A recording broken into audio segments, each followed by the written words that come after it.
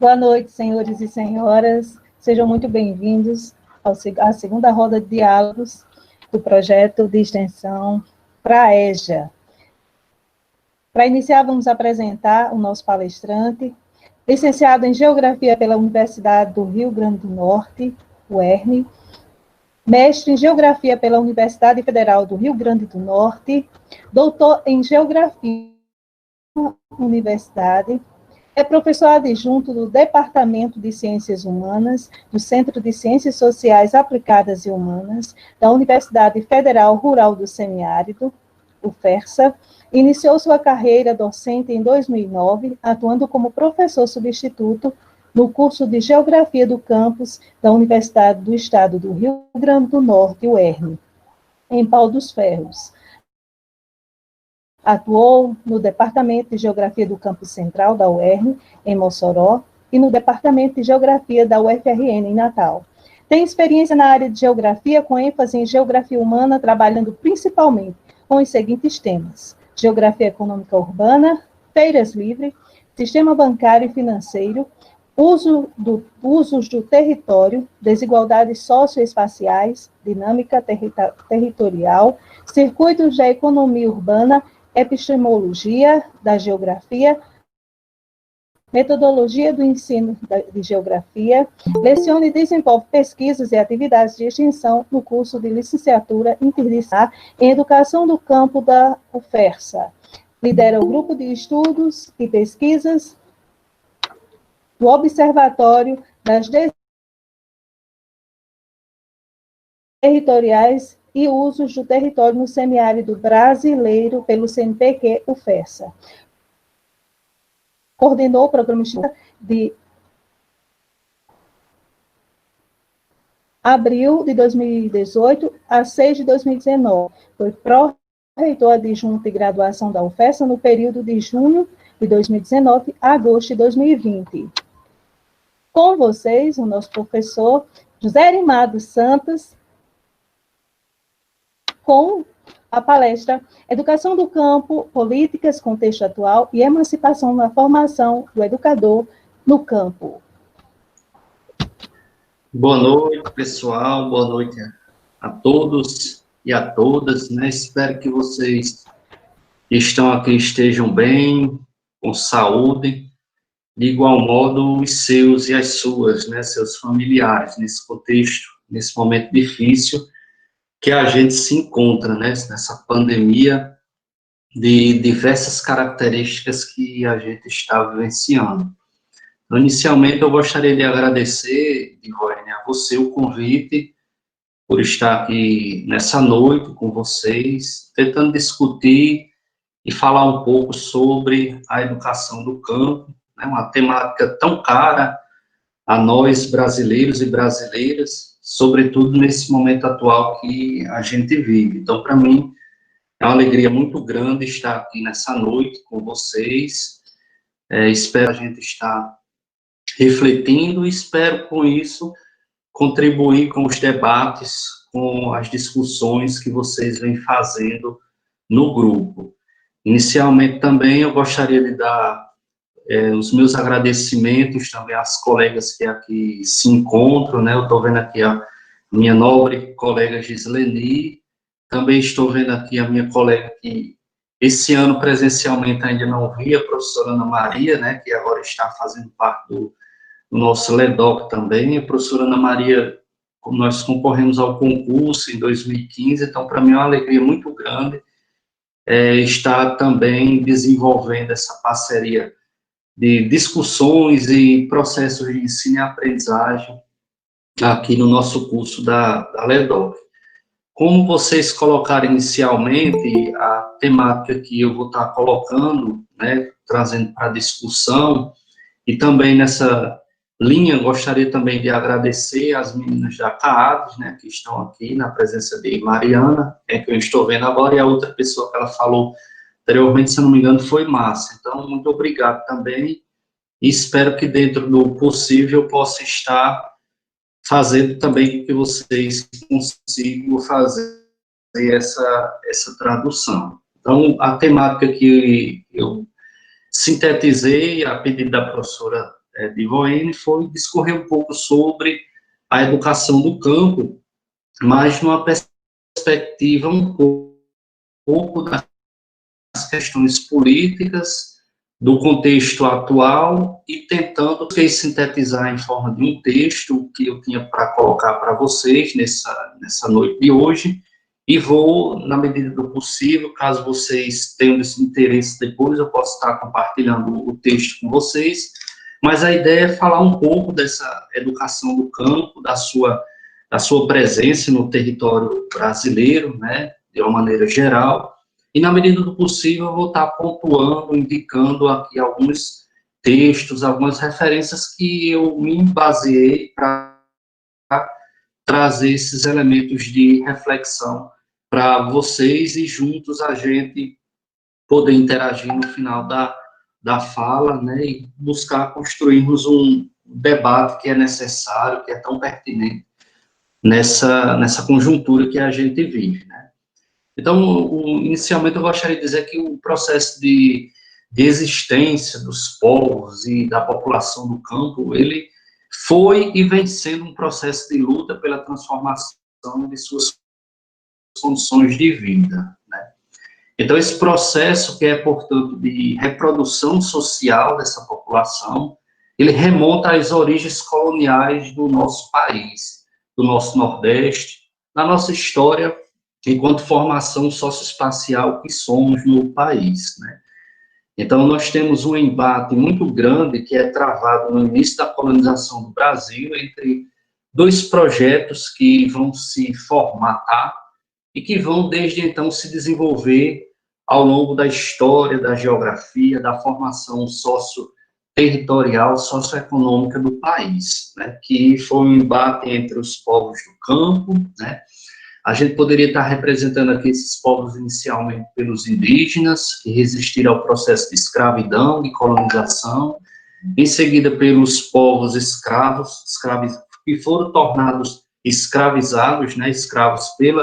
pelas elites do capitalismo bancário, econômico e financeiro, sobretudo do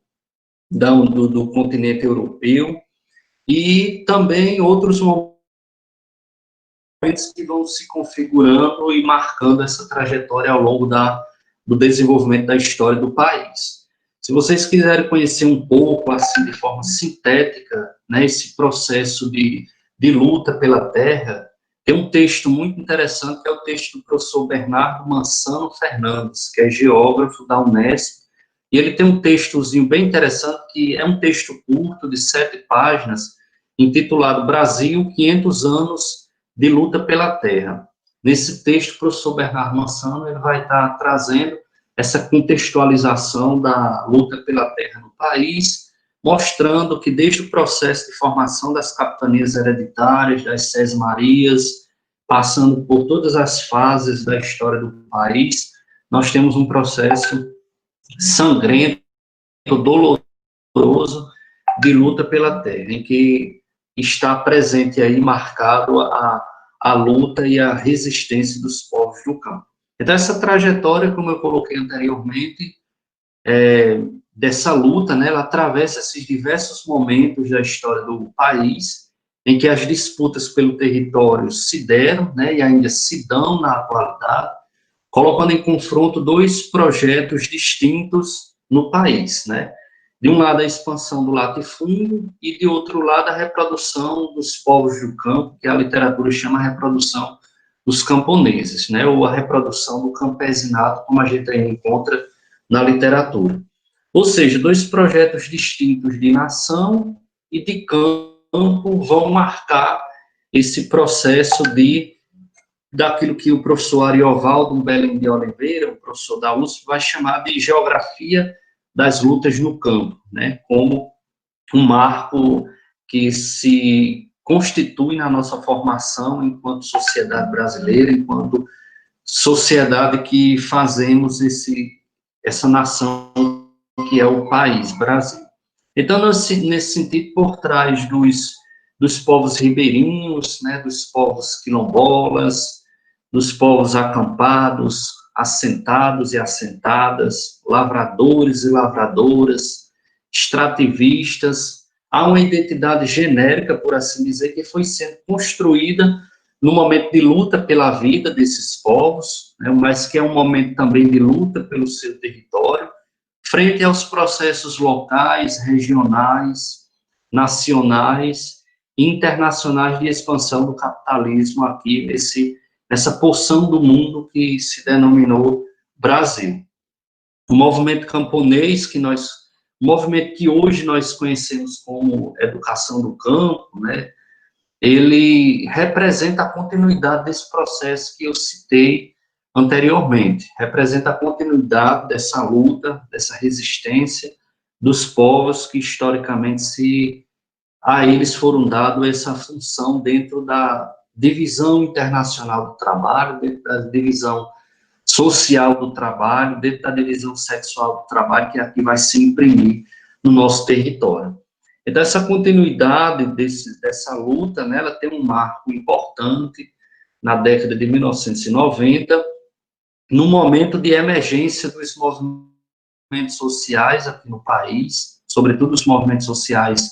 rurais, no bojo da sociedade civil organizada, depois de um longo período, como a gente já conhece, de certa forma de lutas clandestinas que aqui foram travadas, né, de forma muito sangrenta, muito dolorosa. Nós ainda temos poucos registros desse período, mas no período que se instala aí por mais de 20 anos no país, conhecido como a ditadura militar, de 64 a 85, foi um momento de sangrentos conflitos no campo, um momento de organização dessa população, e que na década de 90 vai culminar com essa proposta maravilhosa e interessante, que ainda, na minha perspectiva, acredito que será de grande valia para o formato de educação que vai passar a se constituir no país depois desse contexto de pandemia, porque no bojo da educação do campo existe uma organização pedagógica muito interessante, que é a pedagogia da alternância. Eu acredito que a pedagogia da alternância será o caminho para transição presencial que a gente vai ter nesse momento pós ou interpandemia que nos aproxima. Então, esse contexto aí, como eu coloquei, né, de ressurgimento nos anos 90, ele vai marcar esse momento de ressurgimento, de reafirmação e de continuidade dessa luta. Se vocês quiserem se aprofundar um pouquinho nesse momento, tem um vídeo documentário excelente, que é o Cabra Marcado para Morrer, de Eduardo Coutinho, que mostra, né, o processo de luta que foi travado aqui dos povos do campo, sobretudo aqui no Nordeste brasileiro, na Liga de Sapé, na Paraíba, e um documentário excelente para a gente conhecer um pouco dessas características geohistóricas que eu coloquei na minha fala anterior. Da década de 90 para cá, a gente tem uma característica que é muito marcante, que é o travamento de luta árdua por uma constituição ou uma formação crítica, né, por parte dos povos do campo, acerca da educação. Então, oficialmente, sobretudo aquela educação que oficialmente foi destinada ou dirigida aos povos rurais, no que a gente conhece como educação rural. Então, de lá para cá, todo um processo vem se desenvolvendo, né, onde a perspectiva é constituir a criticidade, e esse movimento é encabeçado pelos movimentos sociais organizados, pela igreja, movimentos ligados à igreja, e, sobretudo, as minorias que formam, como o professor Milton Santos vai falar, os de baixo, nessa conjuntura que a gente conhece como desigualdades espaciais ou socioespaciais do território nacional. Então, nessa seara, coloca-se em xeque a necessidade de uma articulação intrínseca entre a educação e projeto de desenvolvimento do campo, algo que necessitou também, por conseguinte, de uma nova compreensão e necessidade da formação do educador, da educadora para o campo. Então, esse processo ele vai ressignificar também uma perspectiva e vai produzir uma materialidade, vai produzir uns sistemas de organizações no país, encabeçado por esses movimentos sociais, ao ponto de se constituir-se cursos, né, de formação superior, de licenciatura em educação do campo, a ponto de termos propostas e projetos ligados a isso, com criações de escolas em alguns locais do país. Aqui vizinho a gente no Ceará tem escolas, exemplos fantásticos, né, que desenvolvem a educação do campo. Então, daí para cá, da década de 90 para cá, nós temos essa proposta que vem se firmando com o objetivo de desenvolver o campo a partir do próprio campo, né, com as suas potencialidades que lá são constitutivas, são constituídas. Aliás, essa perspectiva de desenvolver o lugar a partir da sua potencialidade foi uma perspectiva que no Brasil foi abortada com a ditadura militar de 64, porque se a gente voltar um pouquinho antes, a década de 50, o economista Celso Furtado, que eu acredito que muitos aqui já ouviram falar, tinha uma proposta interessante para o desenvolvimento do Nordeste brasileiro, sobretudo. Só que essa proposta de Celso Furtado, ela não vai se constituir do ponto de vista efetivo, como ele propunha, né, em seus escritos, quando foi criado o GTDM, mas vai se configurar num projeto de desenvolvimento capitalista, com a transposição de indústrias obsoletas, de tecnologia atrasada, existente na região sudeste do país, que vão se instalar aqui no Nordeste, em algumas capitais, vão colocar em xeque o êxodo rural, somado àquelas problemáticas que a gente tem de uma falta de política pública, de fato, voltada para a população do campo, né? Então, para esse processo de formação docente, voltando a ele, né, é fundamental a constituição do pensamento crítico, né? O pensamento crítico é o cerne dessa proposta de educação no campo. Ele é fundamental nesse processo porque ele vai se colocar em contramão ao paradigma dominante de educação e a visão de mundo, a visão de homem e de mulher que a gente tinha até então, de constituição paradigmática aqui no território brasileiro. Dessa forma, é imprescindível a formação de sujeitos, né, de pessoas, do ponto de vista da coletividade, capazes de desocultar a lógica predominante do capitalismo, ou, como diria um geógrafo brasileiro muito importante, o professor Rui Moreira, é uma proposta de desvendar as máscaras sociais que estão por trás daquilo que nos apresenta enquanto aparência. Diríamos ainda desvendar também as máscaras políticas, é uma proposta de desvendar as máscaras econômicas, máscaras culturais, que se constituíram e que se constituem, que se buscam se reproduzir no território nacional, sobretudo nessa subespacialidade que a gente conhece como campo ou mundo rural. E isso não é fácil, né? Pois vivemos, como diria um querido geógrafo brasileiro, nordestino, baiano, né, do interior da Bahia, o professor Milton Santos, né, nós vivemos num mundo confuso e confusamente percebido, né? O professor Milton Santos tem um livro, foi o último livro que ele publicou nos anos 2000, né, o livro intitulado Por uma Outra Globalização. Então, nós vivemos num mundo confuso e confusamente percebido. Então, num mundo marcado pela política que querem que a gente veja que ela é, né, que é, na minha perspectiva, e nessa perspectiva teórica ligada a Milton Santos, ela é uma fábula, porque, na verdade, essa política, do ponto de vista real, ela é outra coisa, ela é extremamente perversa, né, mas que ela pode ser, a política, uma outra coisa, ela pode ser uma outra constituição a partir daquilo que os de baixo, que os pobres, que a classe oprimida, como diz Paulo Freire, pode se organizar e pode fazer com que ela seja realmente convertida naquilo que é de seu papel, né? Então, o caminho para o desocultamento dessa lógica, eu acredito que começa com o pensamento crítico, né, como se constitui a própria educação do campo, que é essa arte da gente julgar, de reconhecer a legitimidade das coisas, de duvidar, de questionar, né?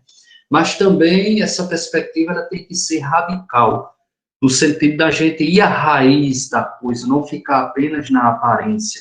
buscar a origem desses problemas que são apresentados para a gente, e também ela se constitui, essa proposta de educação no campo, como uma proposta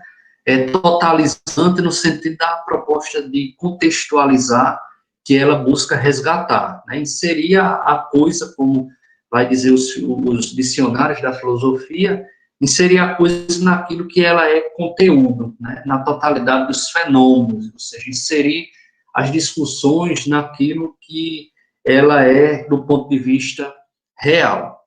Então, começa, eu acredito, essa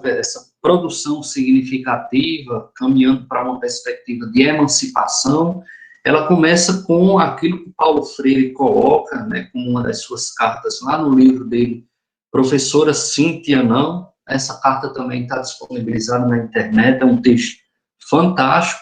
intitulado Ensinar a Aprender, Leitura do Mundo, Leitura da Palavra. Eu acho que nós, educadores e educadoras, precisamos cada vez mais, a exemplo do que você, Divone, e seu grupo vem fazendo nesse formato, digamos assim, de se encontrar remotamente, né? Que é justamente contribuir com essa formação crítica dos educandos, aglutinando professores e professoras, não se distanciando da educação básica, como você vem fazendo no seu grupo de pesquisa e no projeto que, ora, você está elencando aqui nesse momento. Então, acredito que começa justamente com isso. Então, a gente precisa contribuir com esse ensino junto aos nossos discentes, nessa perspectiva de contribuir com essa leitura do mundo e com essa leitura da palavra, que não é fácil, porque nós vivemos num contexto de obscurantismo terrível, de descrença da ciência, de destruição avassaladora da democracia, dos ideais democráticos. Então, é um momento muito difícil, então a gente precisa, enquanto educadoras e educadores, discentes e discentes, contribuir com esse processo de desvelamento, com esse processo de ler, realmente saber ler esse mundo, que, como dizia o professor Milton Santos, é confuso e confusamente percebido, né? Então, como nos vai propor também, é uma autora muito boa da educação do campo, professora da Universidade de Brasília, né, Laís Mourão Sá. Ela tem um texto muito bom que se refere, que tem como título Subjetividade, Política e Emancipação na Formação do Educador do Campo. Nesse texto, ela vai dizer o seguinte, que na formação crítica de educadores da classe trabalhadora do campo, isso exige conhecer, ou seja, esse processo de ler o mundo, de ler a palavra, ele exige conhecer o funcionamento da sociedade, descobrir os mecanismos de dominação encontrados pela ideologia dominante, compreender o modo de integração da produção agrícola nesse projeto de sociedade, a partir do complexo sistema de relações que constitui o processo de desenvolvimento rural. Por essa proposta, a gente vê a complexidade que exige ler o mundo e que, por conseguinte, exige ler a palavra, né? Não é fácil ler o mundo e não é fácil ler a palavra. Primeiro, também porque, comungando, né, com essa ideia da professora Sá, o professor Milton Santos vai dizer que, para ter eficácia, né, o processo de ensino, de aprendizagem, deve, em primeiro lugar, partir da consciência da época em que vivemos. Isso significa, vai dizer Milton Santos, saber o que o mundo é e como ele se define e funciona, de modo a reconhecer o lugar de cada país no conjunto do planeta e de cada pessoa no conjunto da sociedade humana. Então, é uma tarefa que não é fácil para a gente, que está encarregado de mediar esse processo de ensino, e também não é fácil para o educando no processo de construir a aprendizagem, né? Então, é uma proposta que ela realmente tem no seu cerne, para ser efetiva, se a busca por pautar-se na criticidade. Então, através da consciência de si e do mundo, bem como de suas condições materiais de existência e também as condições imateriais de existência que nós somos constituídos, né, através da consciência dessa condição nossa, né, de oprimidos e oprimidas, que as pessoas podem refletir e buscar mecanismos para a libertação, como nos vai propor Paulo Freire. E, nesse sentido, a educação proposta deve ser crítica, não podendo tratar ou não podendo servir-se a esses ideais, né, do capital que aí estão.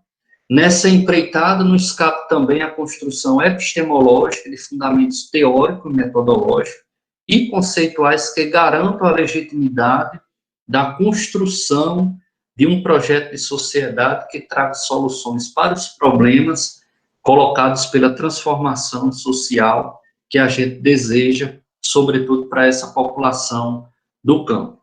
Não é uma tarefa simples, como eu falei anteriormente, de se fazer frente aos ataques que a gente vem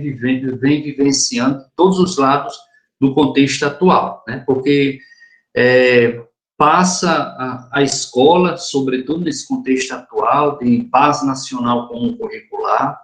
de desconfiguração, de desmonte dos arranjos da democracia e da cidadania, né, com a configuração de uma pedagogia voltada para atender não a criticidade, mas de uma geografia voltada para atender aos interesses de reprodução do sistema ideológico que a gente está inserido. Então, a universidade, né, também nesse contexto se insere nesse mundo de difusão de descrenças, de descredibilidade do conhecimento científico, né, e de ataques constantes à esfera da educação, seja com o desmonte das legitimidades democráticas que fazem parte do nosso arranjo educacional como um todo, seja através da retirada de verbas e de orçamentos que o Estado brasileiro vem fazendo atualmente. Mas é preciso resistir frente a tudo isso, né? Como nos vai dizer, por exemplo, um grande teórico muito importante nesse processo, nessas discussões, Antônio Gramsci, naquele texto dele, né, Os Intelectuais e a Organização da Cultura, onde ele nos vai dizer que, ou nos vai advertir para o seguinte fato, né, que o processo histórico de construção de um novo tipo de sociedade, ele exige a elaboração de valores, né, e conceitos que articulem uma nova ordem intelectual e moral. Então, é um trabalho árduo esse nosso, é um trabalho árduo de vocês, desse grupo, mas é uma semente plantada e ela vai se reproduzir nesse processo. Por essa razão, aí eu trago a Laís Sá de novo, né? Por essa razão, a formação do educador e da educadora do campo, no contexto de uma proposta de transformação radical do projeto de sociedade, exige não só uma epistemologia e uma pedagogia emancipatórias, mas também uma psicologia social que contribua para a compreensão do indivíduo sobre si mesmo, sobre o mundo e sobre as contradições da sociedade. Esse conhecimento só pode emergir dos próprios contextos pelos educandos em formação, em inserção ativa nas comunidades, organizações e processos de sua realidade. Ou seja, essa perspectiva, ela tem muito a se desdobrar em possibilidade concreta real com a proposta de educação do campo, uma vez que ela se refere a isso que Sá colocou, né? Então, os educandos e educandas que fazem a LEDOC, que fazem a educação do campo, fazem a pedagogia crítica, né, são a juventude em busca dessa reprodução social e subjetiva situada entre as culturas real e urbana, né, no sentido da cultura real que eu estou colocando, a cultura que também é essa cultura rural que nós temos, né, que para muitos, sobretudo para a cultura urbana, para esse modo de vida urbano, não é real. Num processo extremamente árduo de construção de seus projetos de vida, a partir de desejos e de escolhas que se fogem nos cruzamentos entre os subespaços geográficos, que é o caso do campo e da cidade. Por isso é preciso que muito claro a gente ter em mente o seguinte, né, que esses processos contra-hegemônicos, no caso, constitutivos das lutas de resistência do qual a educação do campo faz parte, eles exigem uma pedagogia que sustente novos modos de singularização da existência humana. Assim, é preciso definir princípios pedagógicos, né, que conduzam à formação de novos modos e padrões de relação humana, que atualize na praxis desses sujeitos, tanto no nível micropolítico, das relações sociais, de gênero, familiares, nas organizações comunitárias, quanto no nível macropolítico, ou seja, nas instâncias que protagonizam a luta de classes na sociedade, como nos vai propor a professora Laís Mourão Sá. Então, isso significa dizer que, por exemplo, nesse contexto que a gente vive, a gente tem que olhar para os princípios que constituíram as políticas iniciais que culminou na educação do campo, que estão lá nas propostas do Pronera e que se reproduziram nas propostas da educação do campo, sobretudo até a sua última política, digamos assim, que foi o edital de 2012, que vai convidar, digamos assim, as universidades a criarem propostas de educação do campo, da qual a nossa proposta da UFESA, ela foi criada. Quais eram esses princípios que lá estavam e que hoje a gente deve lutar e está colocando em xeque nas nossas militâncias por esse mundo rural melhor, né, por essa educação do campo? Primeiro é o protagonismo dos sujeitos campesinos, né? Então, nessas propostas da educação do campo, desde a sua origem, a gente tinha, né, até o edital também, o protagonismo dos sujeitos campesinos nessas propostas pedagógicas que se formataram no que a gente conhece como a educação do campo. Um outro princípio fundamental que a gente não pode perder de vista, sobretudo no contexto atual que a gente vive, é a educação como um direito, que aqui é transversal, não apenas à população do campo, mas à população brasileira como um todo, principalmente nesse cenário que vai se desvelando agora com o ensino online, com o ensino remoto, que os interesses capitalistas aqui no país têm um outro foco. E um terceiro princípio que a gente deve estar lutando para ele, né, é com relação, sobretudo, às escolas, né? Então, é a luta por uma escola do campo, nessa interface que seja vinculada realmente a um projeto de sociedade,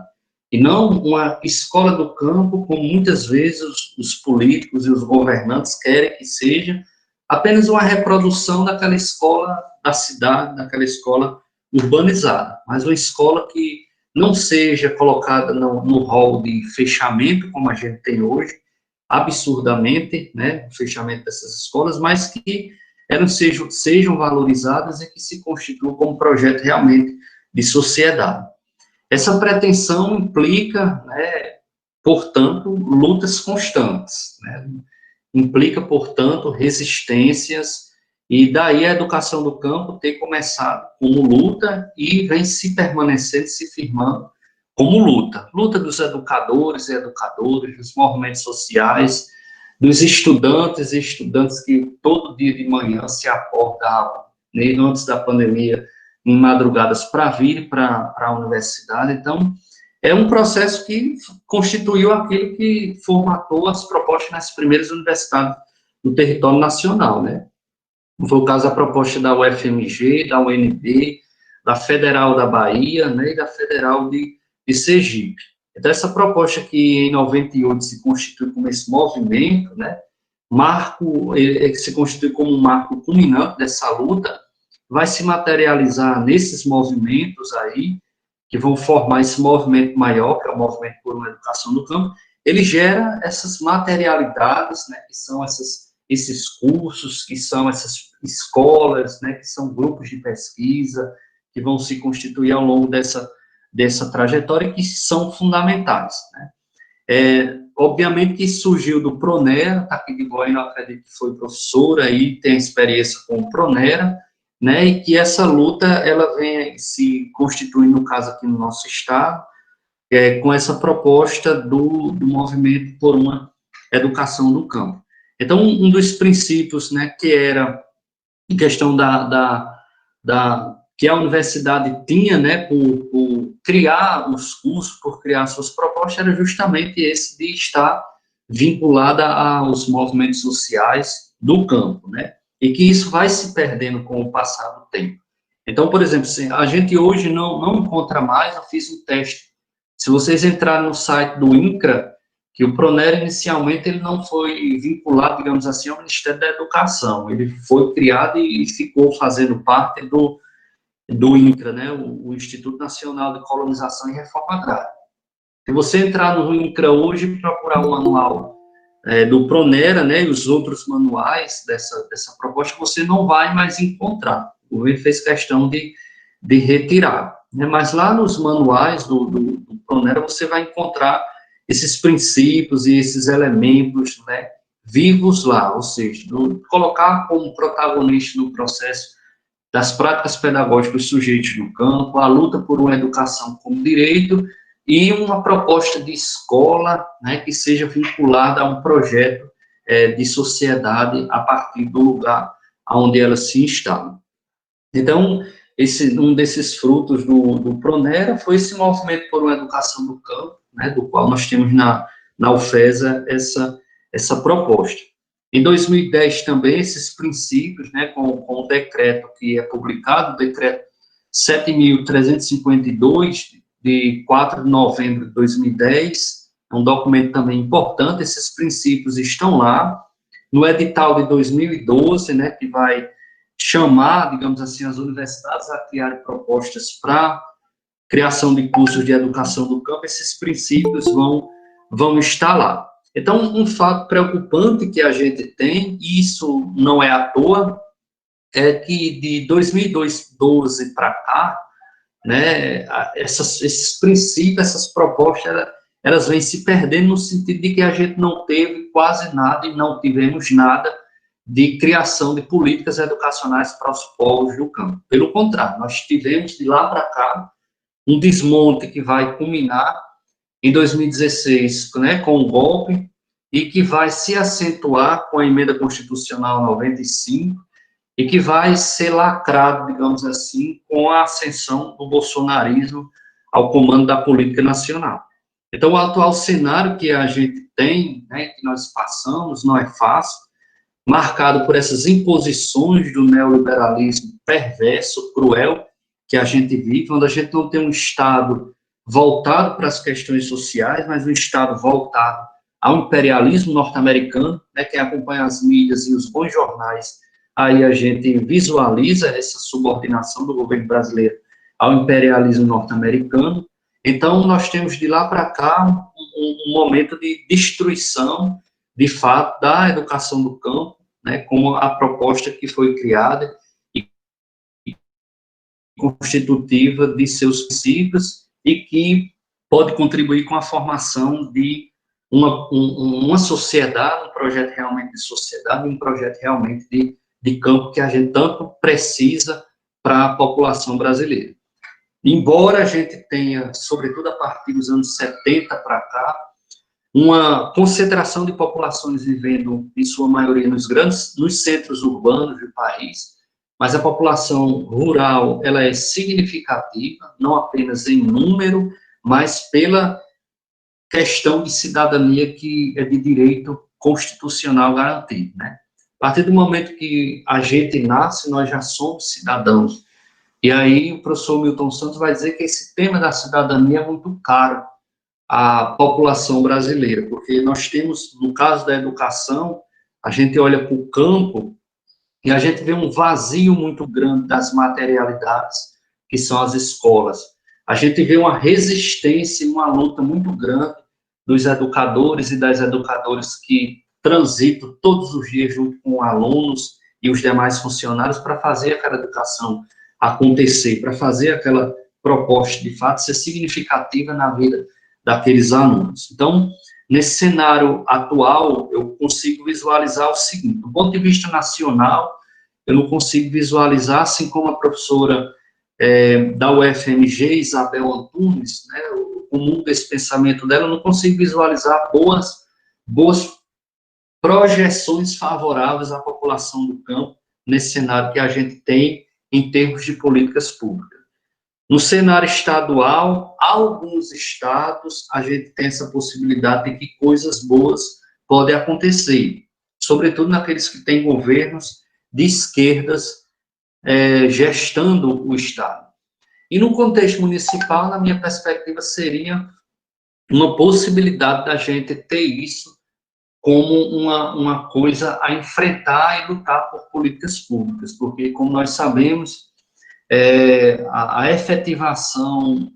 profissional dessas pessoas que fazem a educação do campo, elas vão se constituir, de fato, com o reconhecimento político dos municípios, dos estados e da federação à profissão desses profissionais, ou seja, na abertura de editais com vagas destinadas a isso. Então, eu acredito que nessas eleições municipais, onde a gente tem, no caso, por exemplo, da Ledópolis-Feza, nós temos vários discentes que estão encabeçando a luta através da candidatura a vereadores, mas eu também fico preocupado com isso, que eu não sei até que ponto essa luta por uma educação realmente do campo, ela vai se tornar bandeira de luta quando a gente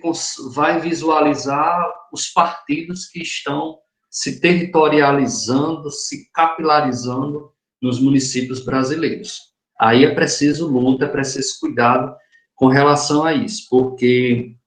a luta ela vai se constituir em efetividade de fato, em concretude naquilo que ela se propõe, com as propostas concretas encabeçadas do ponto de vista político. E aí a gente precisa também saber o lado dessa militância para não cairmos no engodo, ou seja, no engano da extrema-direita que vem tomando de conta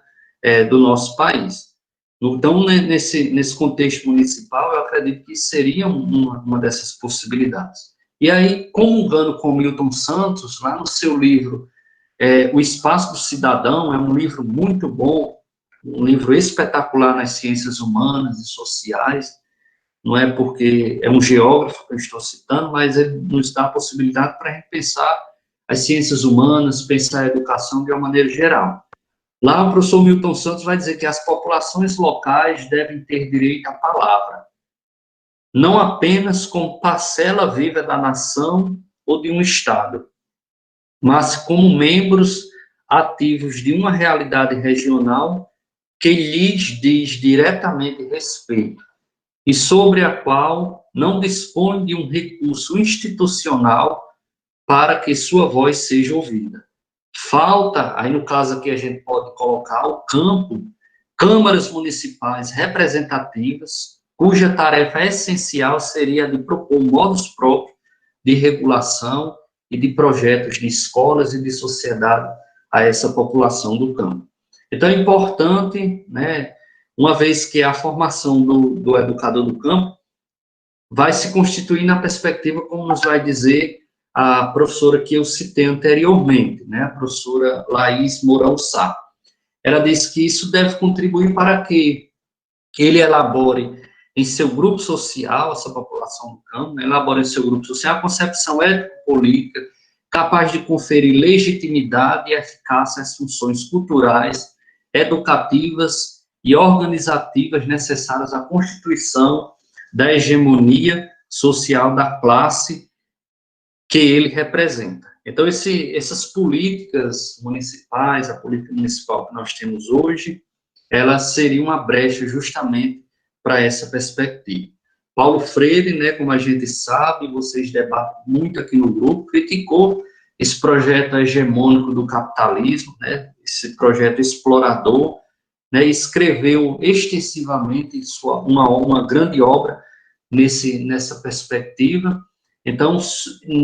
nesse interim, colocando aí a população oprimida por esse sistema terrível que a gente vive. Então, a gente precisa criticar, né, assim como Paulo Freire, assim como Milton Santos, o Gramsci,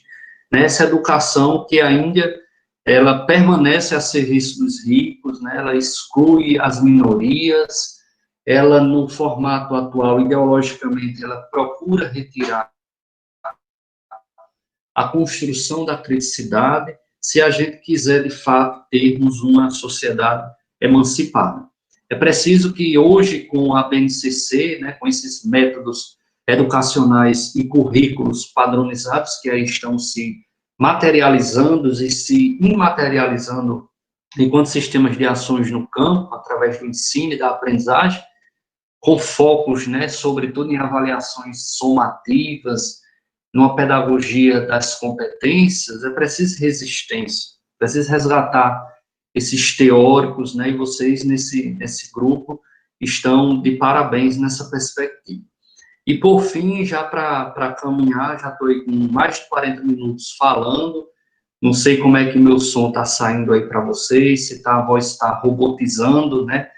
se a voz está saindo direito, mas, por fim, eu gostaria só de destacar e dizer, assim como Paulo Freire, né, lá no seu livro Educação como Prática da Liberdade, né, lá ele vai dizer que nunca, porém, abandonamos a convicção que sempre tivemos de que só nas bases populares e com elas poderíamos realizar algo de sério e autêntico para elas. Então, eu acredito que, apesar desse contexto que a gente vive, né, não podemos esquecer que a educação do campus é uma proposta educativa nesse sentido, né? Nesse sentido de que nasce do coletivo de trabalhadores e trabalhadoras rurais, né? E não pensemos, como é óbvio, né, afirmar que, por ter nascido desse grupo social, ela já se constitui como uma proposta emancipatória, né? Não se constitui, é preciso que a gente a faça enquanto educadores e educadoras, enquanto educandos e educandas, essa proposta enquanto emancipatória de fato, no sentido da gente ter essa ferramenta que foi tirada, foi relegada, né, que foi expropriada dessa população, que é o acesso à educação pública, gratuita e de qualidade. Dessa forma, a proposta educativa da educação do campo, né, a gente sabe, carrega essa intencionalidade configurada nesses princípios, sobretudo na criticidade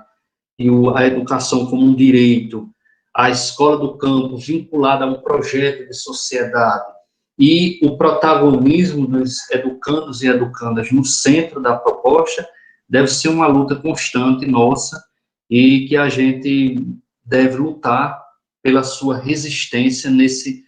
momento atual que a gente vive. Então, eram esses elementos, Giovanni, que eu tinha para colocar dentro daquele tempo que você falou, dos 45 minutos. Então, muito obrigado e estou disponível para esclarecer algumas coisas que, porventura, não tenham ficado claras e estamos aqui para buscarmos colaborar com essa proposta. Obrigado.